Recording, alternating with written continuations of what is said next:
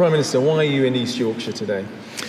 Well, today we're announcing significant uplift in funding for local areas as a result of the decision that we made on HS2. So £4.7 billion that we are now reallocating across the North and Midlands as promised. And this money is specifically for smaller towns, rural areas. For the first time, are going to be treated like the big cities. They're going to get a huge amount of extra funding, almost 9 times more what they normally receive, and multi-year certainty. And crucially, local people will be in charge of how to invest that money, not someone sitting in Whitehall. So it's an example of levelling up in action. It's us delivering on the plan that we set out, and that is making a huge difference across the North and Midlands. The words of Lee Anderson, would you regard them as Islamophobic?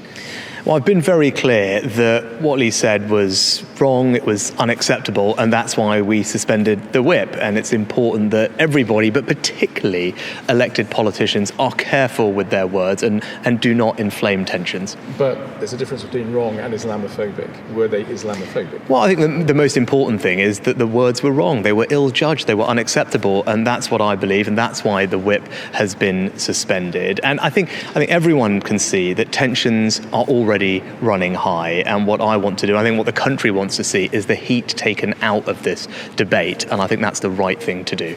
If he were to apologise, would you welcome him back into the party? Okay, look, we literally have just had these comments. As I said, I don't think they're right, they're not acceptable. That's why the whip has been suspended, and that's where we are now.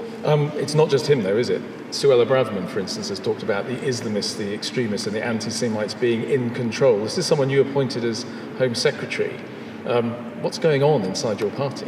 Well, I think that those comments were not about an individual in particular. There is a broader point that some of the scenes that we have been witnessing on our streets in recent times are unacceptable.